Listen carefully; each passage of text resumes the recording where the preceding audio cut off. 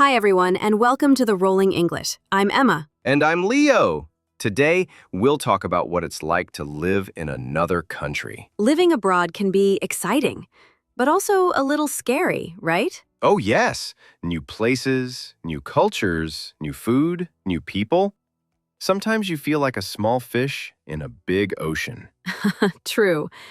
But that's also what makes the journey beautiful. You learn, you grow, and you discover things about the world and about yourself. We'll share our stories, give some tips, and help you learn useful English along the way. Exactly. So grab a cup of tea, sit back, and imagine yourself taking that first exciting step out into the world. Let's go! Hey, Leo, have you ever dreamed about living abroad? Oh, definitely. I think many people do. The idea of exploring new countries, learning new languages, meeting people from different cultures, it's so exciting. Same here. Actually, I've always wanted to live abroad since I was in university. But it felt scary too, leaving everything behind. Yeah, it's a big step. Where did you first want to go? I wanted to go to Japan. I loved the culture, the food, the anime, the politeness, everything. How about you? For me, it was Canada. I wanted to study there. I like the idea of snow, friendly people, and maple syrup. That's so Canadian of you. But yeah, I get it. What made you actually decide to go? I guess I felt stuck. My life at home was fine, but it was too comfortable. I wanted to challenge myself. That's exactly how I felt. Sometimes you need to step out of your comfort zone to grow. So when did you finally decide to move? I remember one night, I was scrolling through pictures of Tokyo, and I just thought, if I don't do this now, I'll regret it. So I applied for a working holiday visa the next day. Wow, that's brave. I wish I could be that spontaneous. You can be. You just need that one moment of courage. What about you? Mine was more planned. I applied for a master's program in Toronto. It took months. Paperwork, interviews, visa. It was stressful. Oh yeah, I can imagine. But that's part of the journey, right? The preparation teaches you patience. Did your family support your decision? Not at first. My mom was worried. You don't know anyone there, she said. But later, she saw how much it meant to me. My parents said the same thing. What if something goes wrong? But once I explained why it was important to me, they started to understand. Sometimes people don't get it until they see how serious you are. True. I think deciding to go abroad is already a big victory. You've made up your mind to grow. Yes, the first step is the hardest, but it's also the most exciting. So, Leo, tell me about the day you arrived in Canada. How was it? Oh, wow. I still remember it clearly. It was snowing, my first time seeing real snow. I stepped out of the airport and my breath turned white. I was like, okay, this is real now. That sounds magical, but also a bit shocking. Yeah, I was freezing and excited at the same time. The air felt so fresh. But then I realized I had no idea how to take the bus to my apartment. Oh no, that's such a classic first day problem. Totally. I stood there with 2 heavy suitcases and my phone battery at 5%. I was trying to read the map, but nothing made sense. I've been there. When I landed in Tokyo, I couldn't read any of the signs. Everything was in Japanese, and I didn't know which train to take. What did you do? I asked a local woman for help. She didn't speak much English, but she smiled and walked me all the way to the train platform. That moment, it made me feel so warm inside. That's amazing. I think small acts of kindness like that mean a lot when you're alone in a new place. Absolutely. It's like you realize people are kind everywhere, even if they don't speak your language. Yeah, I had a similar experience. A guy at the bus stop helped me find the right bus, and when I thanked him, he said, "Welcome to Canada." Aw, that's so sweet. So how was your first night? Cold and lonely, to be honest. I stayed in a small student room. I didn't know anyone yet, and I missed home. I kept checking my phone for messages. I know that feeling. My first night was the same. I cried a little, I won't lie. it felt like I had made the biggest mistake. Me too. I thought, what if I can't make friends? What if I don't fit in? Exactly.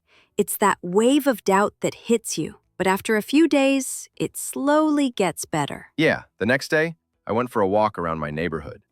I found a little cafe, ordered coffee, and just watched people. That helped me feel grounded. That's a good idea.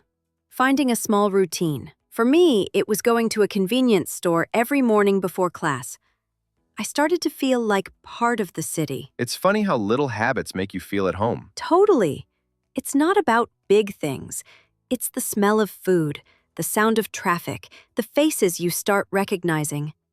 That's how life abroad slowly feels normal. Yeah, and you start realizing you're stronger than you thought. Yes. Living abroad teaches you that you can survive challenges you never imagined. That first week taught me patience, courage, and how to ask for help. And it's only the beginning of the adventure. Emma, once you got used to Tokyo a little bit, how did you start meeting people? Oh, that was a challenge. At first, I was shy. I didn't know where to start. Everyone around me seemed busy and polite, but a bit distant. Yeah, I can imagine that. Then one day, I saw a poster for a language exchange cafe. You could meet locals who wanted to practice English and foreigners who wanted to practice Japanese. Oh, that sounds fun. Did you go? Yes, and honestly, it changed everything.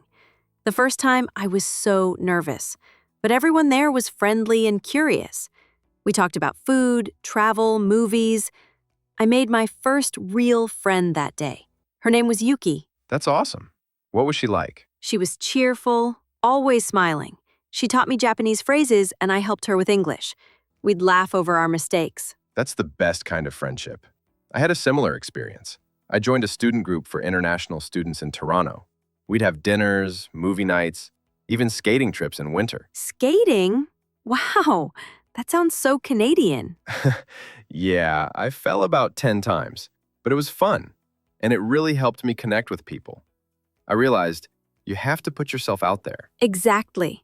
If you just stay in your room, you'll never really experience life abroad. True.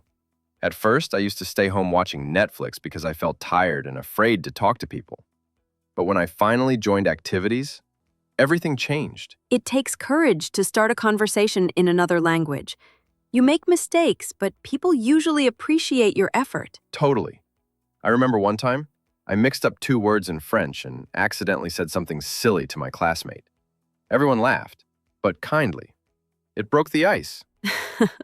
I know that feeling. Once, I tried to say I'm full in Japanese after eating dinner, but I accidentally said I'm pregnant. My friends still tease me about it. Oh no, that's hilarious. It's moments like that, the embarrassing ones, that make the best memories later. Yeah, they become stories you tell forever. And they remind you that making mistakes is part of learning, not something to be ashamed of. I agree. The more I spoke, the more confident I became. And I noticed something. When I stopped worrying about my accent, people listened more. That's so true. People care more about connection than perfect grammar. So, what did your daily life look like after you settled in? I got a part-time job at a bakery near my apartment. The owner was an older lady who always gave me free bread when I finished work. That's sweet. She didn't speak English, but somehow we understood each other through gestures, smiles, and a lot of pointing. That's real communication, when language isn't the only tool. Exactly. I think living abroad teaches you how to connect beyond words. That's beautiful. For me, I started to feel like I belonged when I could walk around the city without checking my map. You know that feeling? Oh, yes. When you finally recognize streets, cafes, faces, it's like, hey, this is my home now. Yeah. It's not your birthplace, but it's your new world. And it changes you in ways you can't even see yet. You know, Emma, people often think living abroad is all fun. Travel, new friends, cool experiences. But it's not always easy, right? Oh, absolutely. There were days when I felt like I wanted to go home. Everything was new and exciting at first, but after a few months, the reality hit me. What kind of reality? Well, the small things, like not understanding how to fill out a form or how to make a doctor's appointment in Japanese. Even simple things like mailing a letter or paying bills felt so complicated. I totally get that. I remember once my heating broke in winter, and I didn't know how to explain it to the landlord. My hands were freezing, and I just sat there thinking, why did I move here? Oh no, that sounds awful. Yeah, I felt so helpless that night.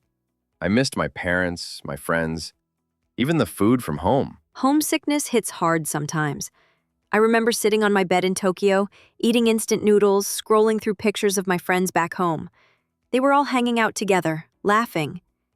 And I was alone. Yeah, that's a lonely feeling. But then I realized I could either keep missing home or try to make my new home feel warm too. So I started inviting my classmates for dinner. We cooked together, laughed, and suddenly the loneliness started to fade. That's brave of you. I did something similar. I joined a cooking class. I was the only foreigner there, and everyone kept watching me like, what's this guy doing here? Oh no, how did it go? Pretty well, actually. By the end of the month, I could make dumplings better than some locals. See? That's the thing. Challenges make you grow. True. But sometimes culture shock can hit you out of nowhere. Oh, yes. Like when people act differently than you expect. Right. For example, in Canada, everyone is super polite. But when I went to France for a short trip, people seemed more direct. At first, I thought they were rude, but later I realized that's just the culture. Exactly. In Japan, people rarely say no directly. So when someone said, maybe next time, I thought it was a real maybe, but actually it meant no. Oh, that must have been confusing. It was, but I learned. Living abroad makes you more observant. You start to notice how people express feelings in different ways. That's true. I think culture shock is like a wave. It comes and goes. Sometimes you're fine, sometimes you crash. Beautifully said.